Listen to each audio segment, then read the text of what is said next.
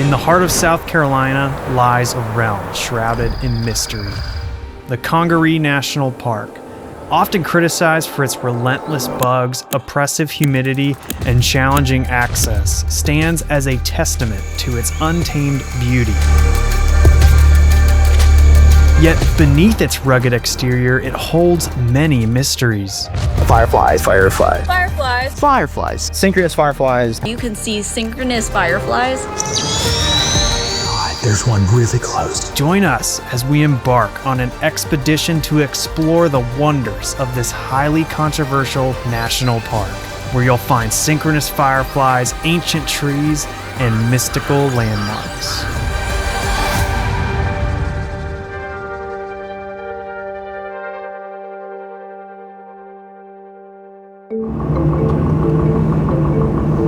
Super excited about this epic adventure. We are hooking up with adventurer and naturalist Marsh Dean again. If you didn't catch our last Purple Martin documentary, click on the link here. This one, we are sticking again here in South Carolina. Weather's looking good. Ethan's really excited. Marsh is really excited. Graham's really excited. And you should be really excited too. Let's do this.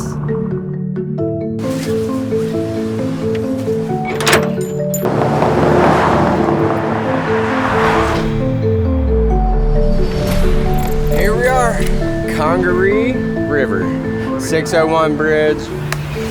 I don't see Marsh. There he is. I literally was just like, I don't see Marsh. I don't know where he is. How are you? Good to see you, buddy. What's up, buddy? Good to see you, man. How are you? We're back. I'm excited. We're back. Round two. I'm stoked. Dude, yeah, the river's high. Yep.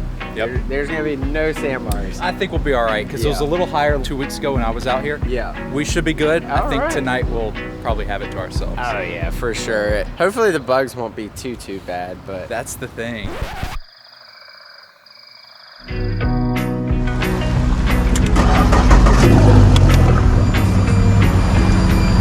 here we are, Congaree River, getting started on our next adventure, unlocking the secrets of South Carolina swamps.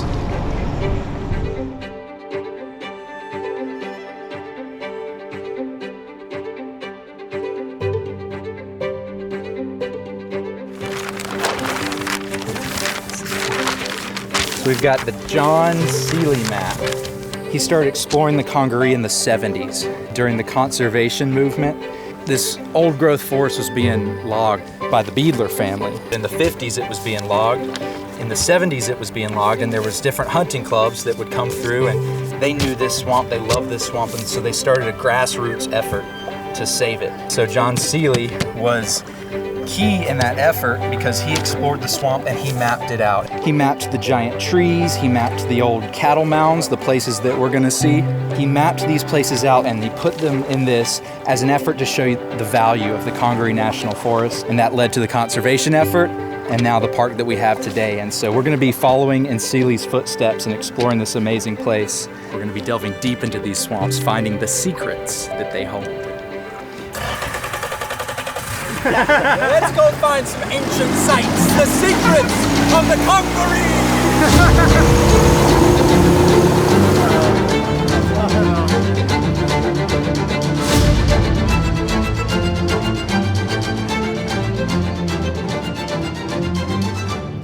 If you notice behind me, there's this huge bluff. That's Buyck's Bluff. It's one of the highest points along the Congaree River. And researchers have come out here and they've found all sorts of Paleo-Indian sites along this bluff that date back to about 10,000 years ago. So it's pretty incredible to know that the natives were here for thousands of years, living up on the high ground and then coming across this river to hunt in the Congaree forest. So we were just digging around this morning along this sandbar, and we found 3 incredible artifacts that help us paint a picture of the Native Americans that lived here on the Congaree. So we've got some woodland pottery that could be about 1,000 years old. And it's got this amazing stamped pattern on here. So they had rollers, a wooden roller that they would roll across the outer edge of the clay urns. And it's really amazing how this is held up over time. So we found this arrowhead. Now, I'm not sure how old this is, but this is just such a cool testament to the hunters that were out here for thousands of years, subsistence hunters that came out to this forest and they were hunting deer. There weren't pigs out here just yet, but all sorts of critters that they were hunting for thousands of years, surviving out here along the Congaree. And then this amazing trade pipe. So the English traded these pipes with the natives. They came over here, they discovered tobacco, which became all the rage in Europe. And so in exchange, they would make these pipes, come over here and trade the pipes to the natives in exchange for tobacco or deer skins. And you find a lot of these little shards of pipes. This is probably from the late 1700s, early 1800s. So very cool artifacts to be found here on the Congaree. The history that we know is, in my opinion, just a glimpse of the truth. I think there was a great civilization out here. And so one day we'll dive into that.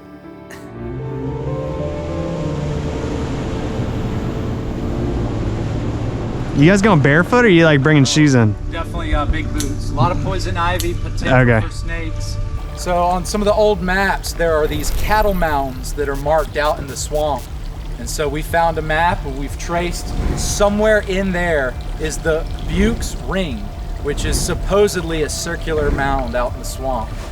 We don't quite know where it is, but we know it's somewhere in there and we're gonna go try to find it. The best way to avoid the bugs, the mosquitoes, the ticks is just to make sure you're covered head to toe. I hate mosquitoes.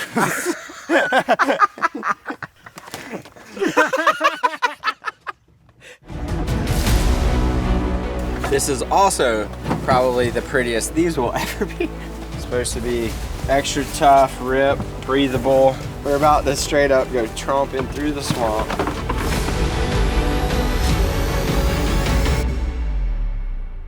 So we're searching for something specific.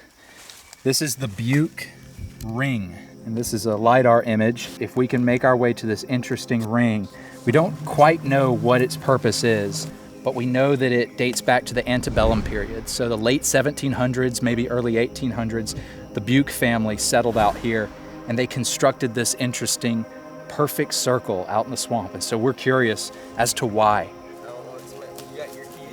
Ooh, what? Yeah, most of this understory that we see is pawpaw. A lot of it is also holly. We've got some birch. Ooh, all right, now hold on. What is this? This is to measure the trees. Essentially, we're looking for trees that are larger than 20 feet in circumference. If it's larger than 20 feet in circumference and it's an oak, it's probably 400, 500 years old. If it's a bald cypress, it's probably 1,000 years old. 16 feet, 1 inch in circumference. So the champion is about 24 feet in circumference. So that kind of gives you an idea of how much larger that champion is.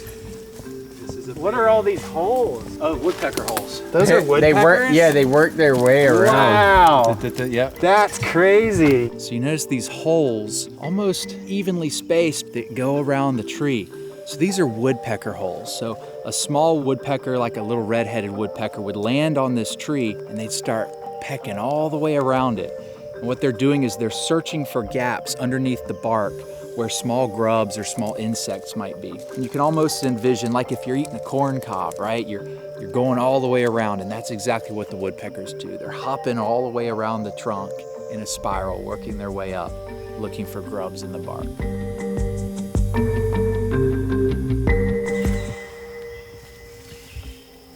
Oh, there's two of them. There's one on the other side. Might be me.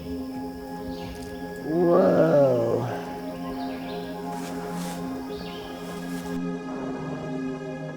Once a tree dies, there's a whole nother process of decomposition when the mycelium of mushrooms come up and inhabit the tree, and these are their fruiting bodies that are shelving out of this old dead tupelo.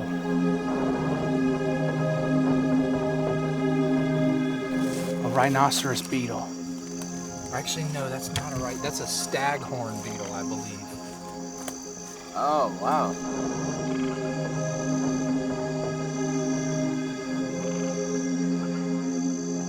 So this is an eastern box turtle. Beautiful coloration on the shell. And the cool thing about these is that they have hinged scoots. And so when it feels threatened, it can close up that scoot to stay protected from the predators like the pigs. Pretty cool. Eastern box turtle. Always put them back right where you find them. So this is definitely signs of pigs rooting. They eat grubs and mushrooms, insects, so to find them, they take their nose and plow into the ground, uproot everything, trying to get all the bugs and insects out. So this is a prime example. What we walked through, that low spot, is called a gut, kind of an old creek bed. And we want to kind of follow its perimeter. And that should hopefully lead us to Buyck's ring.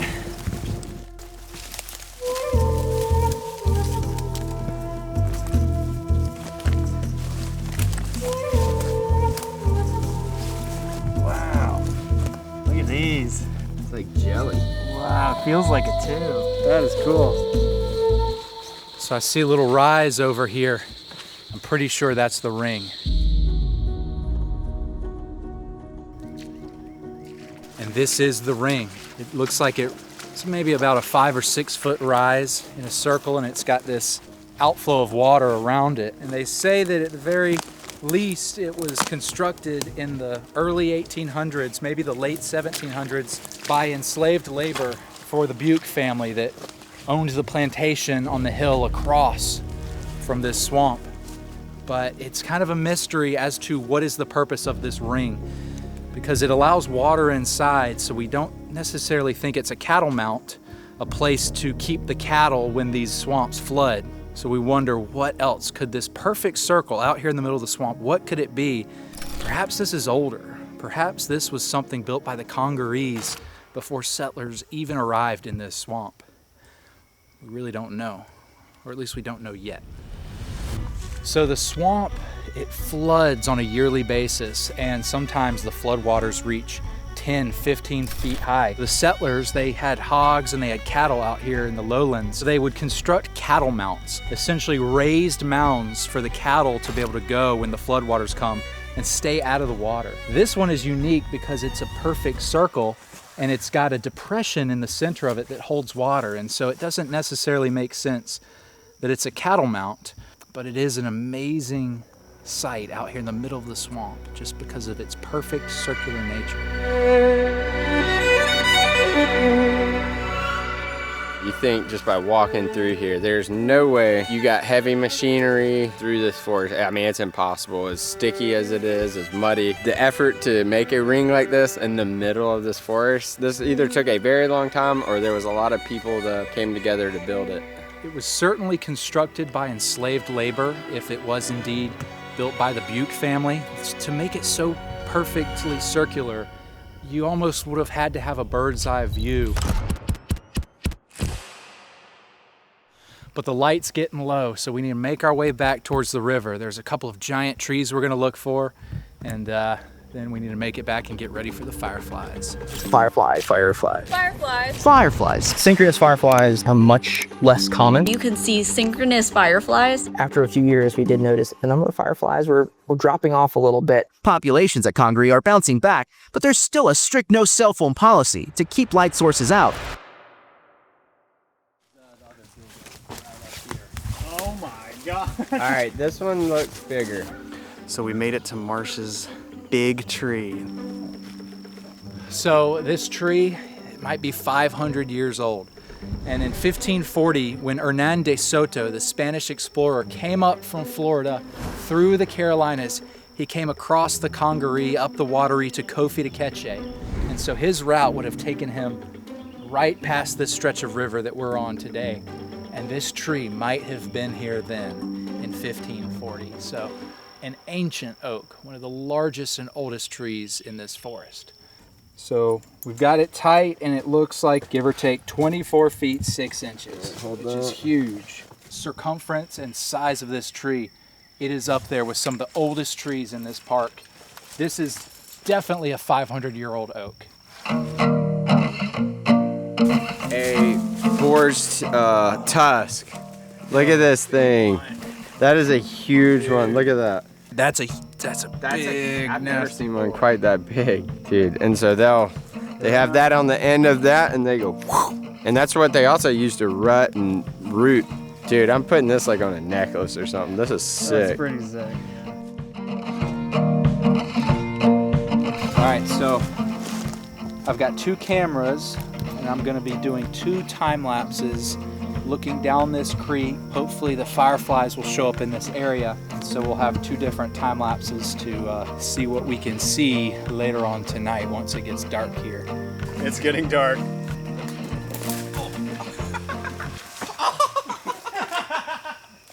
Dude, we all do.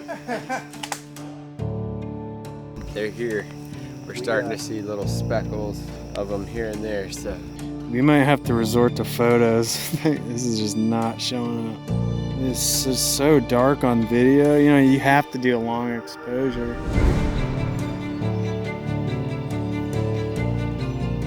They light up for about 2 weeks, maybe 3 weeks, and so we're at the very tail end of that. And so we really didn't see as many as we were hoping to see, but it was still very cool. We were a little bummed about not seeing the fireflies. We arrived 1 week too late past the season, but we didn't want the journey to end there. We took the boat back out and searched for other nocturnal animals with our thermal camera to see what else we could find. Well, what have you seen so far, Ethan? Well, so far we saw like an egret, I suppose. He's not afraid of us. Oh, there he goes. Oh, nice. I got him. Got him. We saw a doe. Oh, yeah, it's a deer. Yeah. I got it. We've seen bats. I got a bat. Look at that. Wow.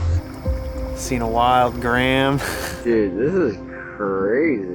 It is hard to tell, like, if there are critters in there because all the trees are so bright. Oh my God, there's one really close. Here, cut the engine. I hear him. Yeah, he's right there. So we just pulled up on this bank and we had a herd of pigs 20 feet in. And for some reason, our lights didn't scare them away, our sound didn't scare them away. So we got some really cool footage with this thermal scope of the pigs getting up, and they kind of moved farther in once we stumbled out of the boat trying to chase them. I can see your mustache. I know, I saw yours too. Dude, this is sick. You look European. The focus right.